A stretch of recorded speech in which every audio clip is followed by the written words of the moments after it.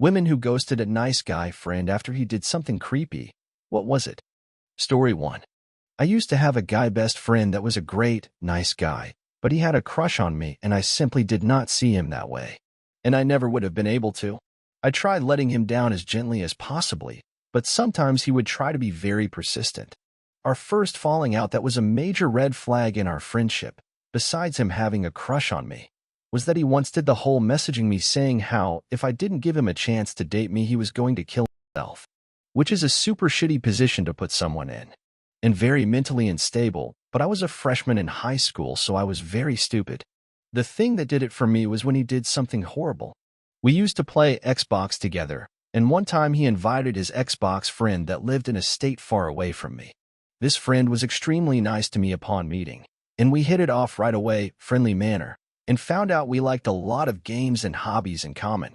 The night was super fun, and it ended with the Xbox friend asking for my Snapchat so we could play again tomorrow and talk more. I said sure. Fast forward to the next guy. This out-of-state friend was a tad different, just more abrasive, I guess. I asked my nice guy best friend to join the game, but my friend declined, so it was just me and the out-of-state guy playing. He started getting inappropriate out of nowhere and wanting me to send nudes to him. I refused, and the guy became extremely pissed off at me and kept asking until he became very annoyed. He then told me, the whole reason I wanted your snap and to play Xbox with you was because your guy friend said you were a slut and a whore and would send to any guy. That you have no self-respect, so you resort to being everyone's slut. My friend tried lying his way out of it, but I had proof. He crossed a line and objectified me like I wasn't even a human, let alone his friend. Story 2. Kept going in my room when I'd leave. I had a hidden camera because I was suspicious and saw him go into my room with no clothes on, and I was still in the parking lot right outside my bedroom window. That was the final straw, and I packed all my shit that night and left to my parents' place a few hours away. Left a note stating what to do with the key when the lease was over. Told the leasing office he isn't allowed to resign, and that was that. I feel horrible, but when he asked what was wrong, I said, I'm not an idiot, dude. And he never said anything. Haven't talked to each other since. I have actual trauma from it all.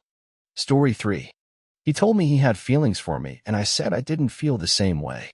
He went into my room when I wasn't home and left a love letter, or rather his idea of one. I told him my boundaries were crossed, and it was triggering for me. He knew I was assaulted and stalked in the past, and I was struggling through this, so I needed space. Instead of space, he kept texting and calling me nonstop, telling him I was giving him anxiety every day waiting for me. When he finally came over again to hang out, we talked, and he told me it's okay to stay friends. Hung out like always, and then as he was leaving, he kissed me. And then just left.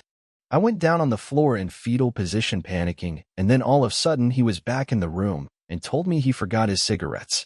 He looked at me on the ground obviously in panic and just said, see you tomorrow. We had the same friend group and the same close circle. He was really the only male. So all these girls started texting me that he was so happy I finally confessed my love for him and was telling them I wrote him a letter and came on to him. He lied to them all.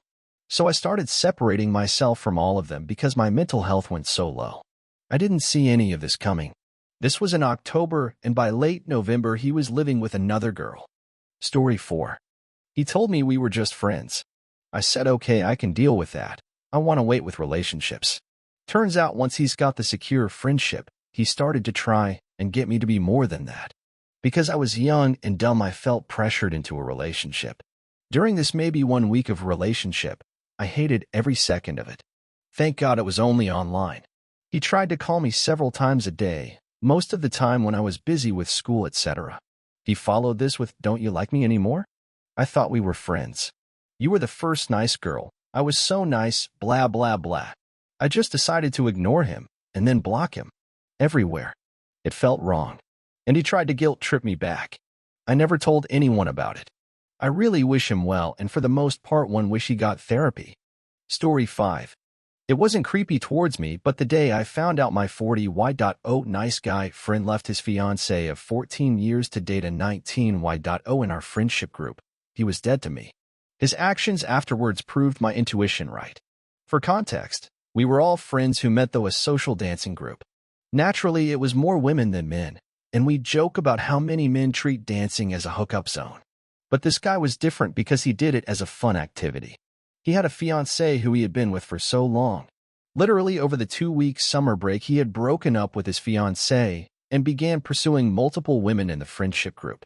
Everyone turned him away, saying he needed to take some time for himself, but he said he'd never been single for more than 2 weeks as an adult and couldn't possibly bear it. Nobody fell for it except the 19-year-old. We tried to warn her to be careful, but she thought we were jealous. 8 months later, she broke up with him, and he said she was his best friend, and they should still keep in contact. Naturally, he used that to convince her to keep sleeping/dating him even though she didn't want to. She turned to the rest of the dance group for help when he started stalking her in his car daily and threatening to show up to the dance she was throwing for her 20th. I made it very clear that if I saw him, I would hurt him in any way I could. I would make a scene at the dance hall. I would post on social media. I would actually hurt him to keep him away. He slunk off to join a different dance group. And yes, the cycle repeated. Story 6. We were friends. He was super kind. We got along well. We decided to have sex after many discussions about how it was just friends. We each took time considering it and where we were at and what we wanted. It was supposed to just be a get it and be done situation, satisfy an itch. And then he just got weird after. My eldest was a young child then, and instantly after he was like, I can take care of you and your child. I can love you forever. Fine, he caught feelings when he didn't expect it. Sure. That super sucks to lose a friend who misjudged his feelings, if that's what it was. And then when I drew a line saying, no, I meant what I said and I don't feel any differently, and we should take space, he started constantly showing up at my work. Asking to see me, then scoffing and acting upset when I'd walk out and just walking out, or dramatically throwing his hands up and acting distressed and leaving. Folks would go get me thinking just had a visitor. I eventually had to tell folks who he was and not to get me. He'd say things and get emotional and storm out. I'd show up to a house party and he'd be there with a distant mutual friend and get dramatic and make them all ask me questions and say weird shit. Like it was getting motherfucking creepy. I'm proud of myself because I stood my ground and accepted no one's bullshit on it. I remember a friend of his friend was like, you know, he's never done this before, he's just a sensitive soul, blah, blah, blah. I was like, and? That's not how he portrayed himself or how he felt to me. I can only go with the info he gave me, and if he was full of shit, that's not my bad and I won't feel bad for that. Anyhow, this all got very creepy with him always. After some time it stopped, but still if I see him in passing I get right creeped out. He's saying a friend's friend, and is still up. He shows up at all of her girls' nights and outings at random, and says really up possessive shit. Story 7. He had texted me back on his birthday 4 years ago telling me he used me as a friend to dump on because no one else would put up with his shit. He said he knew I was always in love with him, and considered me a backup plan. I never once did anything sexual with him, ever. I had a crush when I was 13 on him that was quickly a friend zone. I went through a phase as a teen of kissing people on the cheek when I left, which is what gave him that idea, I guess. That was the farthest it ever went. It is wild having him as a very close friend for 17 years, then finding out he always thought he was superior to me. He always thought I wasn't worthy of him. He told me in that conversation nonchalantly, like I was nothing, but also in a way with no malice, just like he was speaking casually.